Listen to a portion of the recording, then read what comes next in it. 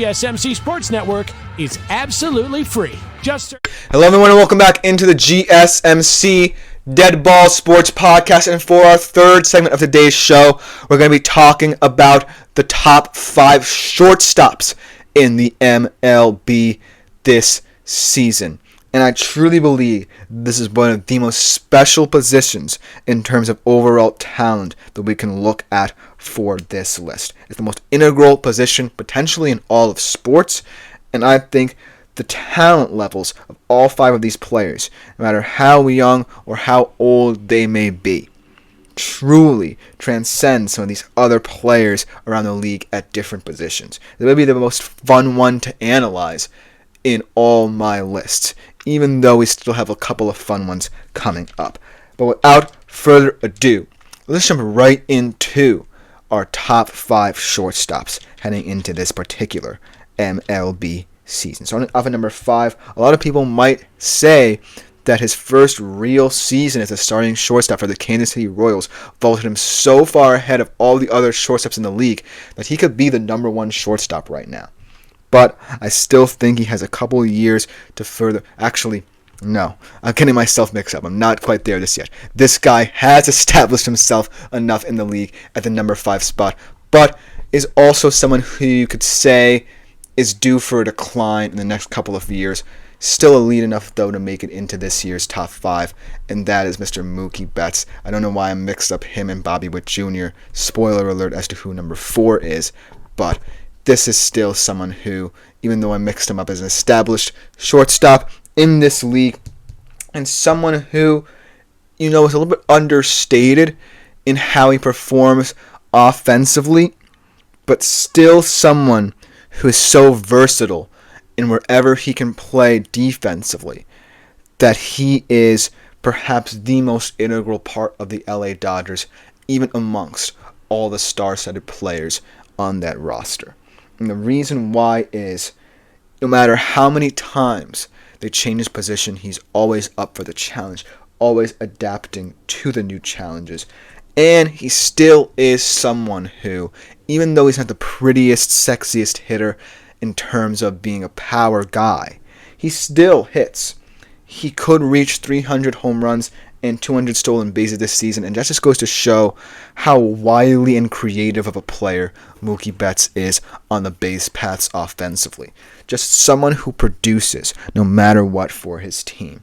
And that's what I love to see out of any shortstop, really. Someone who has revolutionized the position so much that a lot of these younger guys are or can still learn from him throughout their careers as well. So kudos to Mookie for remaining in the top 5 thus far.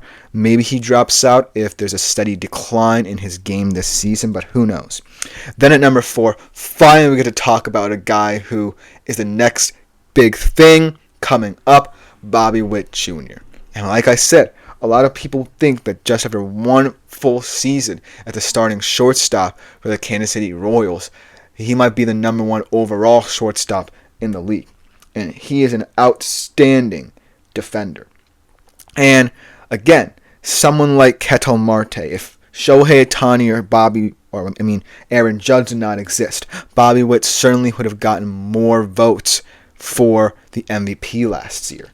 And like I said, he is a truly good defensive shortstop. Only Dansby Swanson generated more outs above average last season. And it's a challenging position for a young guy to excel in.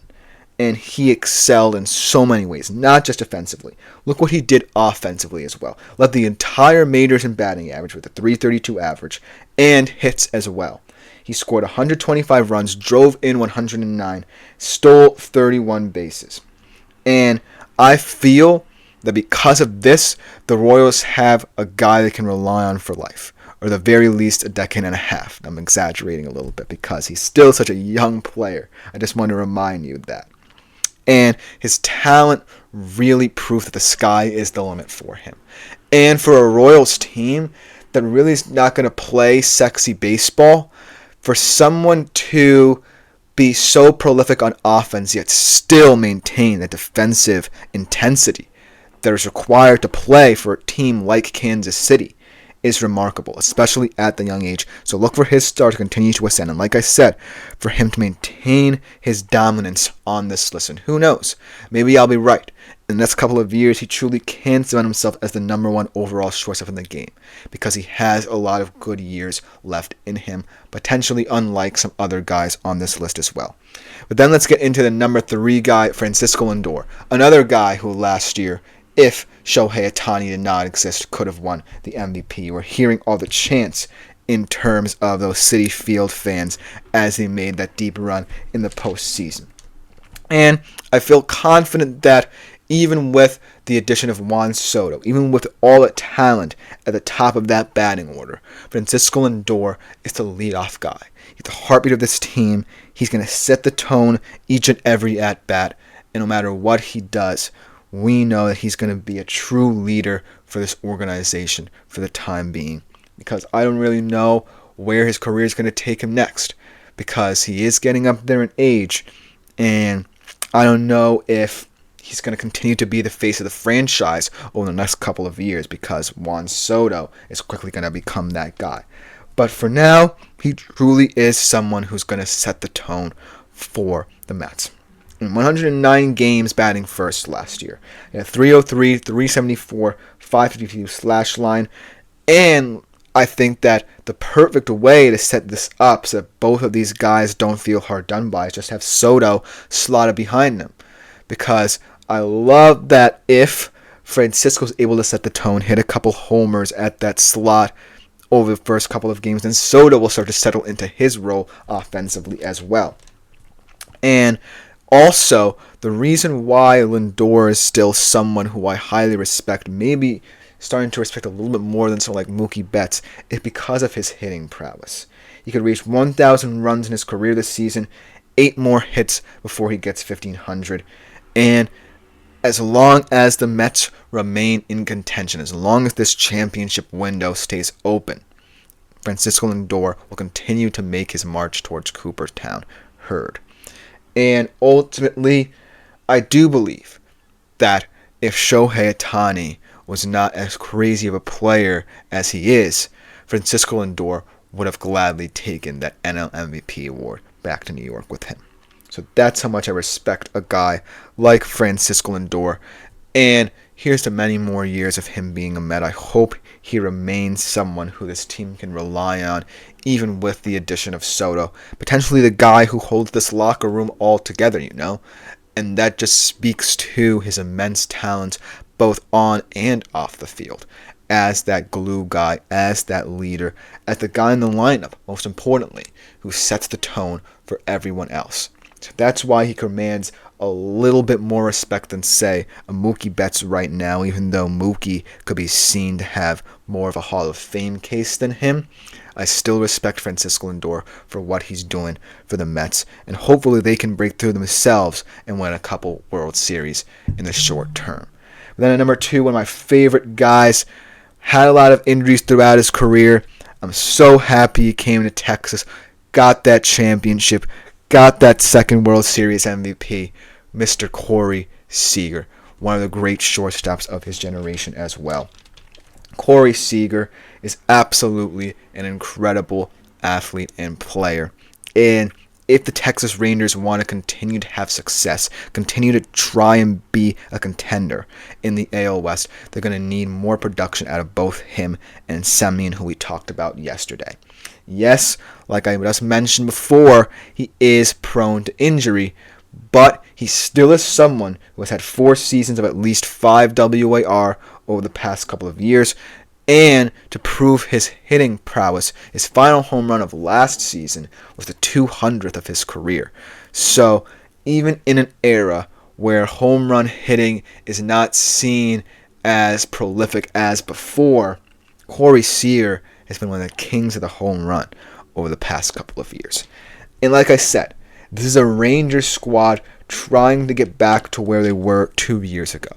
And a lot of that is going to come down to health. They have a lot of older guys in this lineup, but they have a lot of younger guys as well who may be starting their development because they too were injured last year. Josh Young, Evan Carter coming back next year to supplement this roster. So if Corey Seager and Marcus Semien set the tone for these guys.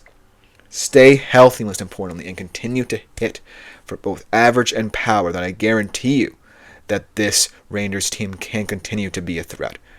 But it's going to come down to how the collective roster manages to stay healthy. And if they don't, then it could be another kind of tumbleweed season for the Texas Rangers, unfortunately. And I don't really know if that whole Bochy wins every second year thing really matters if you don't get the best out of your players. So that's what we'll be looking for this season with Texas, and specifically with Corey Seager, because he is someone who they're relying on to hold down the shortstop position for the next couple of years. But the player who I put at number one, another younger guy coming up through the ranks, is another guy who has a lot to prove with Baltimore, and that is Gunnar Henderson. He is someone who in his sophomore season had a really impressive year, but because he's on the Baltimore Orioles, a team who a lot of people think have all the raw talent and youth to make deep runs year in, year out in the postseason, haven't really done anything with this young talent as of yet. But Gunnar Henderson is not really the problem, because he's been one of their best players. So let's talk about that sophomore campaign. He had 75 extra base hits, 37 homers, an OPS plus of 159. And to compare, let's talk about another former Orioles shortstop here. A Hall of Fame shortstop at that. One of the guys who preaches longevity, is the king of longevity in any sport, breaking the record for most games played, Cal Ripken. Let's talk about that. Let's compare them. Ripken had 12.9 WAR at the start of his career, throughout his entire career. Henderson had 15.2. Ripken beats him in hits, 369 to 320, but in homers, Henderson wipes him 65 to 55. OPS plus as well, 143 to 130. So he's well on his way to being one of the greats in terms of Baltimore Orioles shortstops. That's a huge task to fulfill, but I think he's doing it right on track, maybe ahead of the curve in terms of taking over Cal Ripken's status as one of the great Baltimore Orioles shortstops of all time. But let me know what you think about this list in the comment below if you like it. It's coming as we transition to the world of college basketball, previewing all the big games this weekend, especially in the SEC. So we'll be right back after this short break to talk about them as well.